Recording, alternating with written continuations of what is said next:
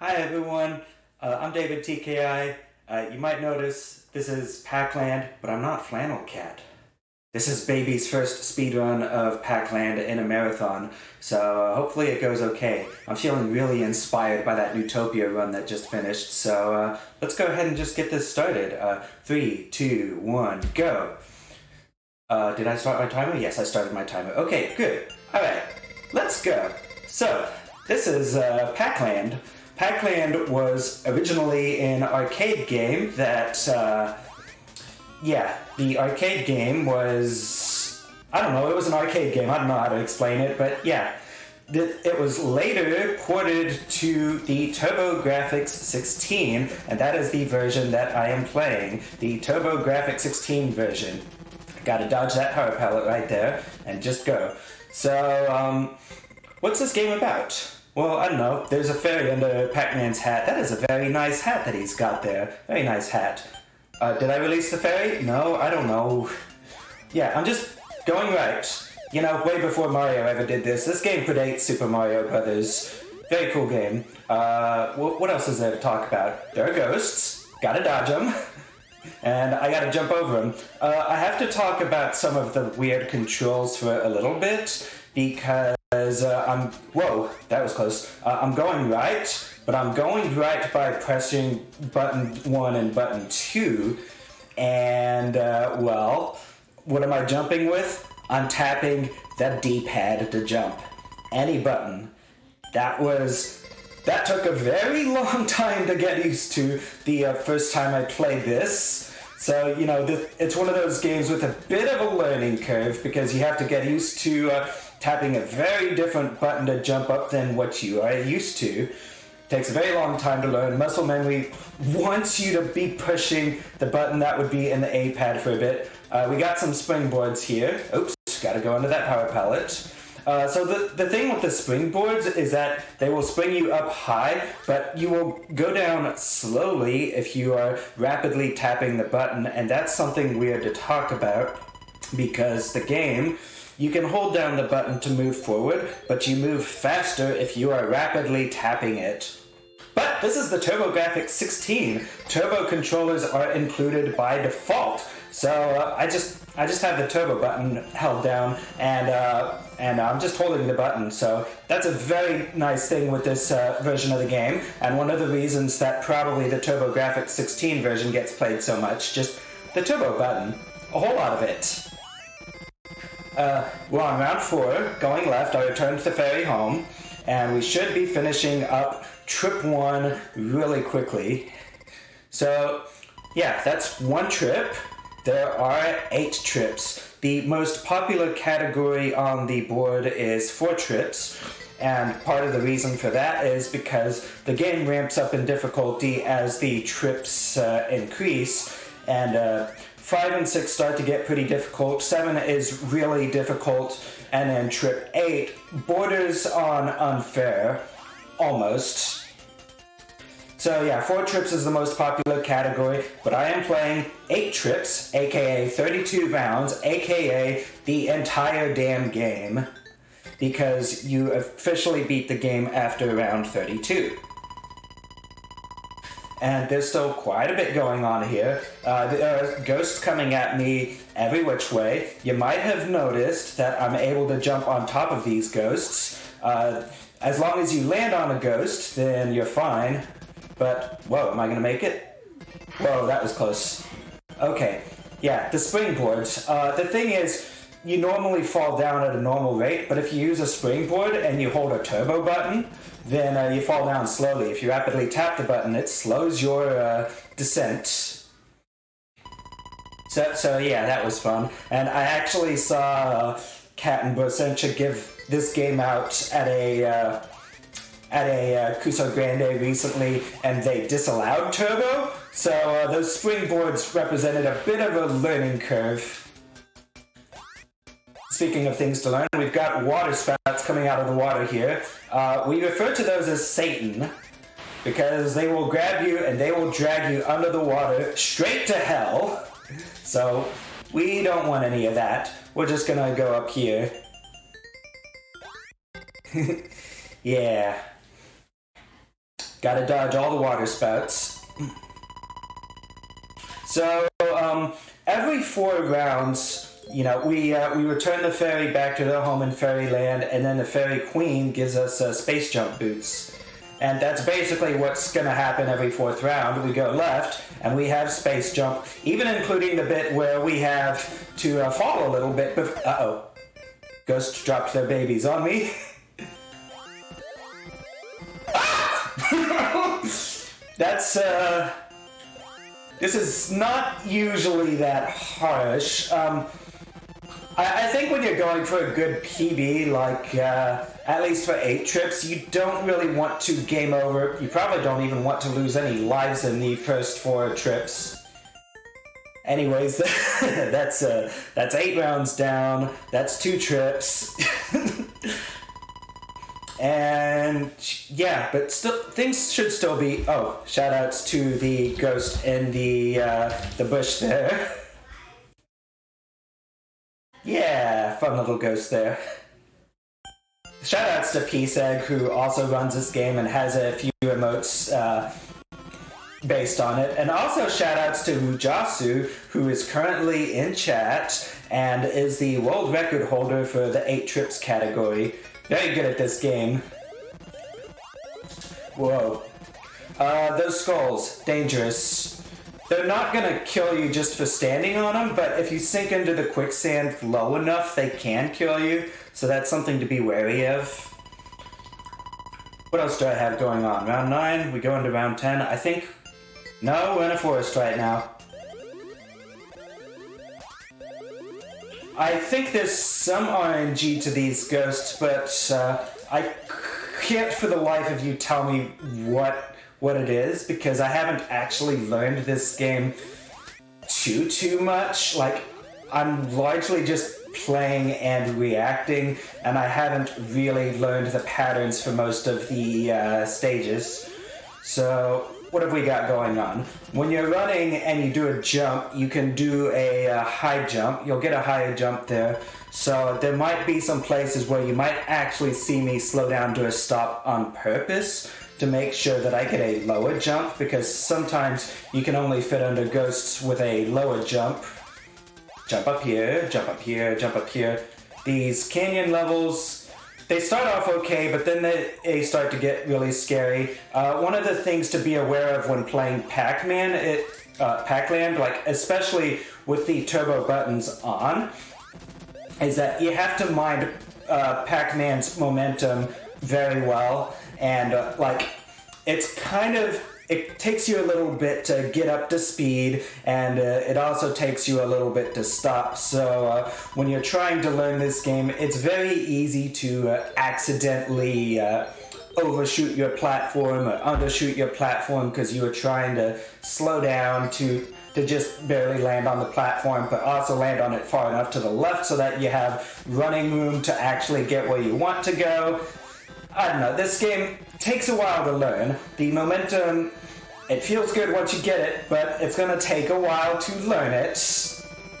And yeah, there's some amount of holding down the buttons and praying. I have not learned patterns, so most of what I have learned is just, oh, you know what, I don't see a way through this pattern. I'm just going to stop or possibly even double back for a bit because I don't know the best strats. All I know how to do is survive.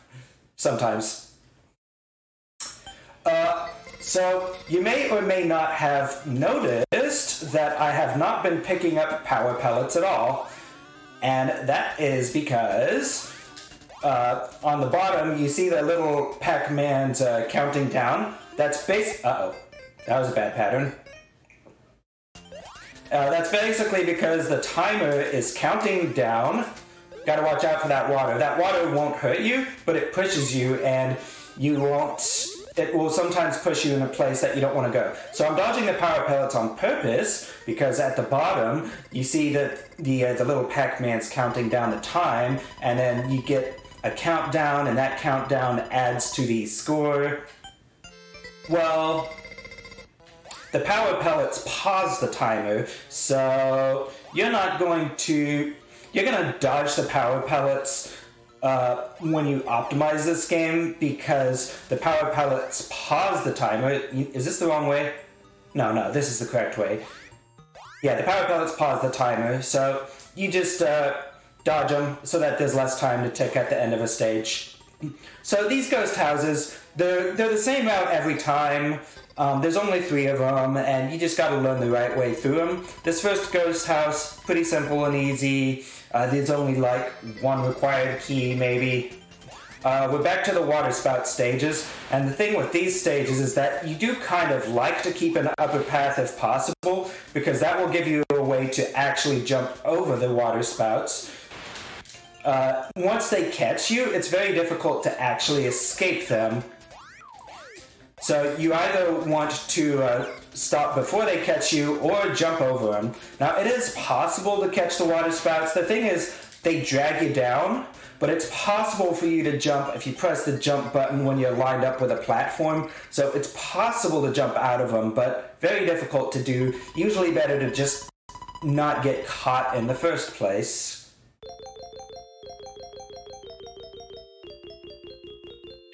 So we'll go to round 16 now, which is going to be where the 4 trips run usually ends. I think there's a fast strat through this. I don't know it, so I'm just gonna take it slower and safer, because at least when you're learning this game, you save the most time simply by learning how to survive. Those are some bad pogos. Yeah, sometimes... Okay, you know what? Power pellet fine here. I just want to get through the trip. Yeah, round 16.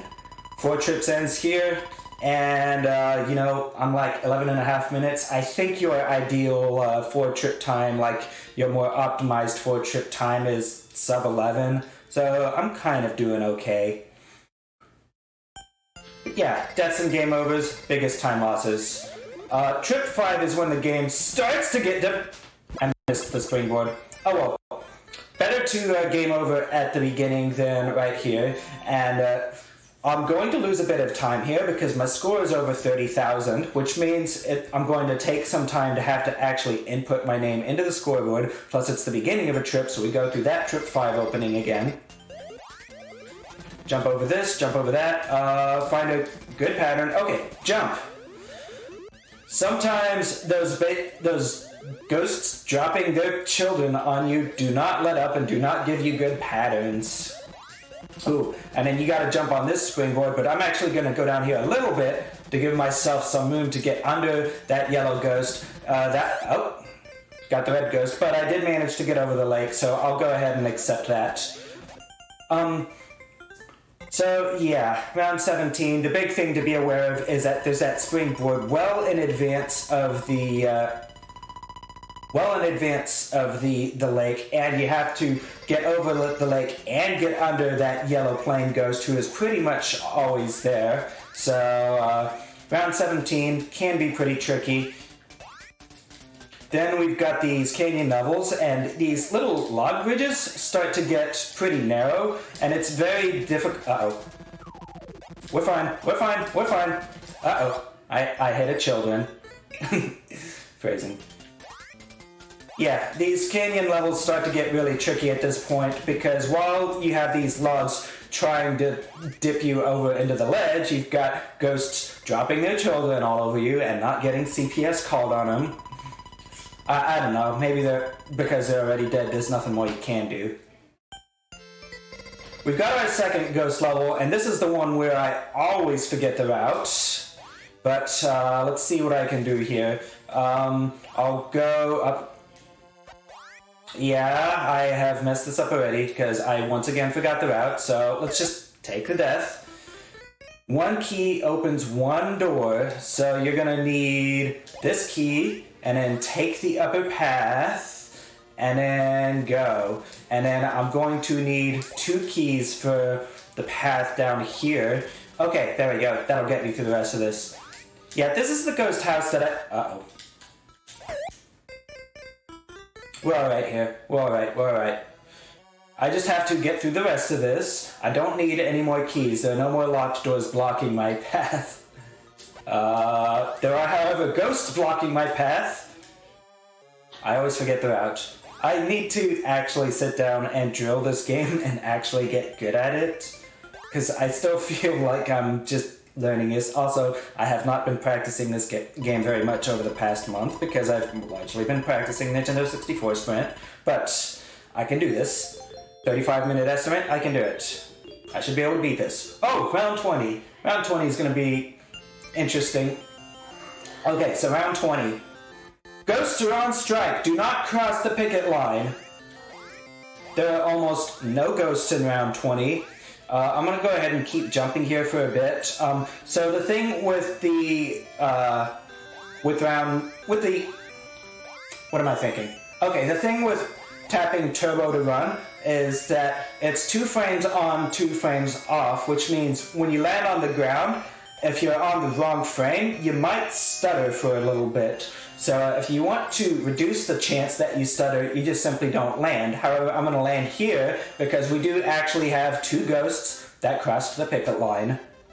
Only those 2, though.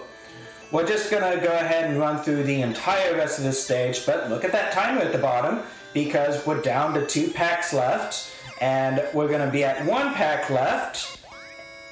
Yeah, this round 20 is on a very tight timer, and it would probably be a lot more difficult if I was not running on a turbo controller. Round 21, trip 6. Am I going to die here? Maybe.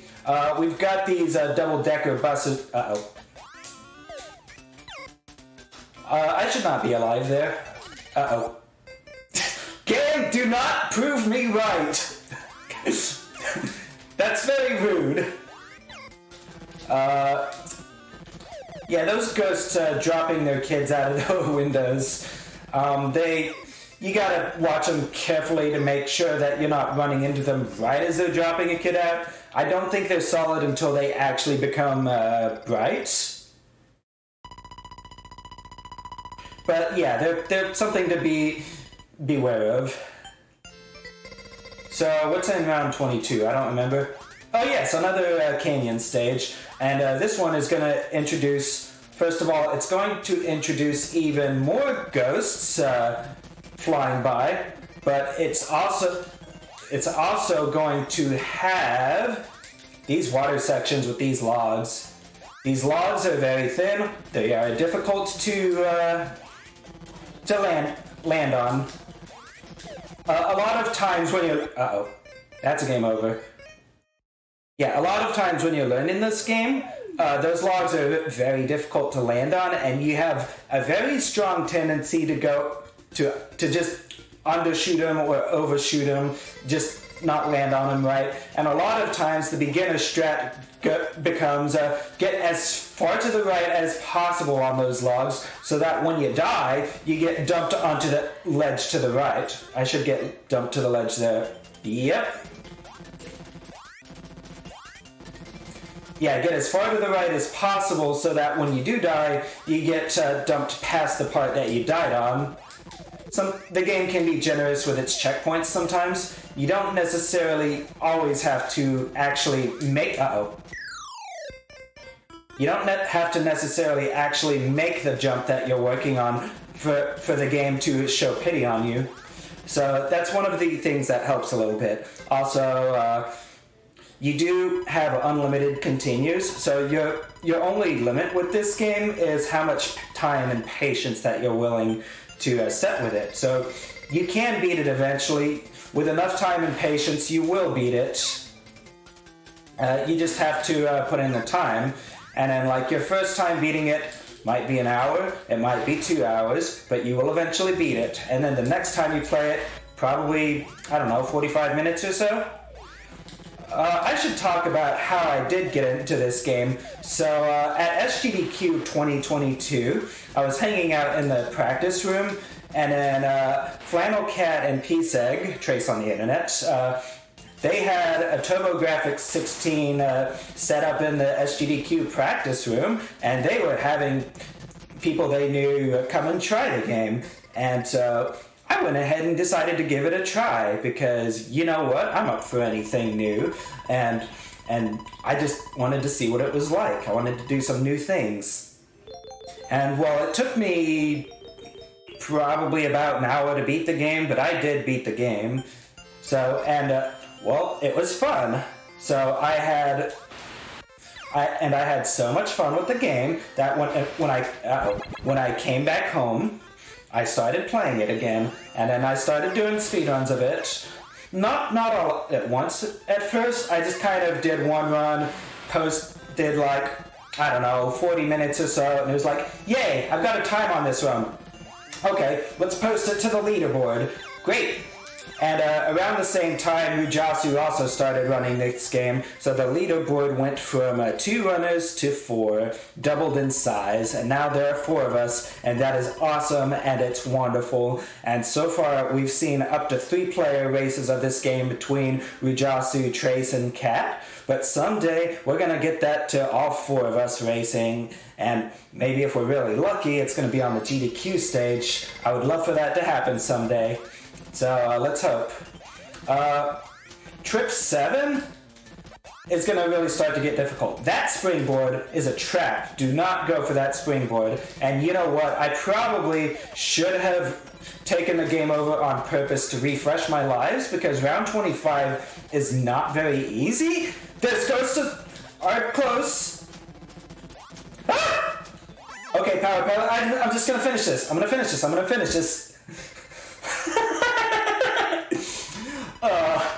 Scary. Very, very scary.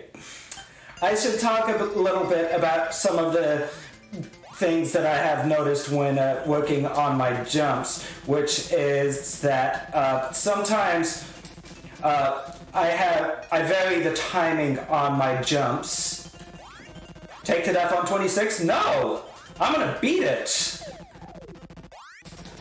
Yeah, round 26 is definitely the most difficult of the canyon stages. But you know what? I don't care, because I'm going to beat it. Yeah, round 26 is probably, like, if you manage to get through most of the rest of the game okay, round 26 is probably going to be one of your first major roadblocks. But yeah, jumping, I've noticed that I change my pattern up sometimes with the jumps. Like, for example, sometimes when I'm approaching something that I know I have to jump over, I will jump as late as possible so that I can fit it in between some stuff. But sometimes I also jump just early enough so that I will land right on the other side of an obstacle. You know, you vary the timing of your jumps on when you want to do the obstacles, but you can either do early to land right after the obstacle, or late to jump right before the obstacle, or something in between. Whichever one you're going to do varies with the round. So yeah, just kind of take that as it goes. Round 28 is going to be a fairly difficult return round. There's a lot of ghosts on pogo sticks. There's a possibility, nope, the red ghost did not clip through the floor and then rise out of the ground like a demon out of hell. But, you know what, that's fine. Okay, got a high jump there, gotta be careful. Good, that's a good round 28, which brings us to the final trip.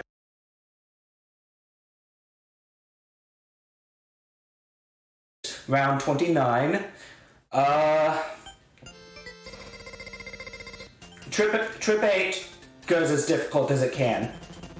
Large body of water here, no spring, which means we have to ride the ghost. We have to do this on purpose.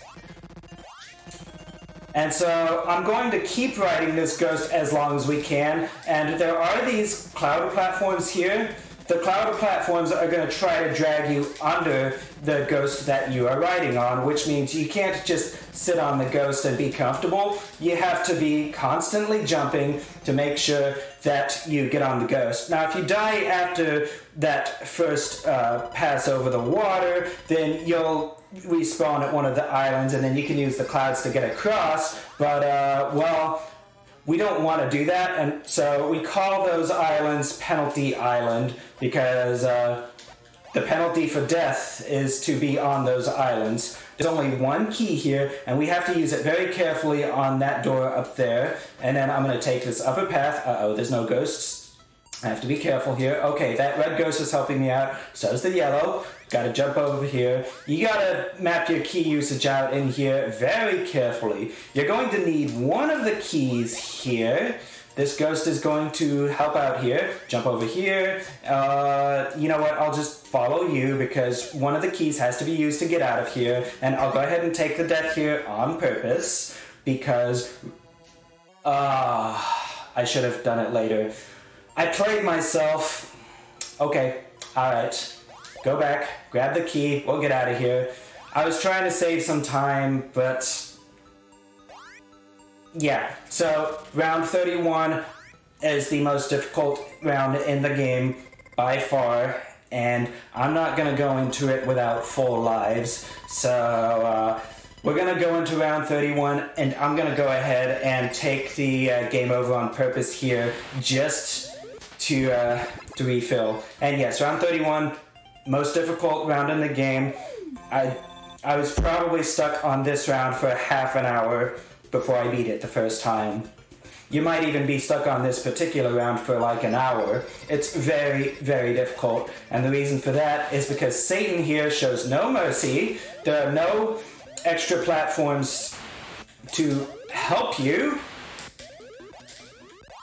And then there are these ghosts coming at you from every which way, trying to block you, and eventually we're going to get ghosts that are, we should start getting planes that dip down just to throw you off, and you know what, let's take the death here. And then I'll go ahead and go up here, we'll go jump up here, jump onto that ghost, jump, jump, jump, jump, dodge here for a bit, yeah, neutral. Uh-oh. Satan is not being very nice right now. Okay, that's alright. I'll just take this upper platform and then jump up here, and then that's it for round 31. So, round 32 is the last round, so let's go ahead and get ready for this. Because round 32, it's not quite as hard as round 31, but it's still not going to be the easiest round in the world. It's also going to be a round where even if you come in here on your last life, you are not going to bother to game over to try to refill your lives. And that's because round 32 is nothing but space jumps over a lake while you are dodging planes coming every which way. You have to dodge all of them. And since this entire thing is water, there are no checkpoints at all, so you have to do the entire level in one shot or else you start it over. Gotta be very careful walking off some of these ghosts, because sometimes Ooh, 27 and a half minutes, that's very good. In fact, that's really quite close to my personal best. I actually don't remember what my PB is. I'm gonna have to double check that. But yeah, that's it. That's 8 trips. That's Pac-Land. That's the whole dang game. But that's the normal game.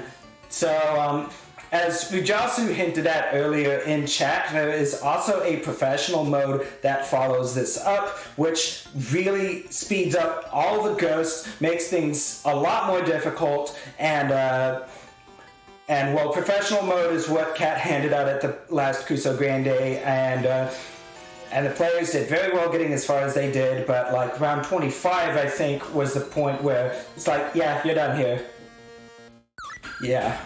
So yeah, that's it. That's Pac-Land. 27:33 is actually a really, really good time for this, like especially during a marathon. Anything sub 30 is really good. So that's going to be it for me. Thank you so much for having me, and let's go ahead and move on to the next run, which I believe is Bonk 3, Bonk's Big Adventure. I'll see y'all again on Wednesday for some Blaster Master.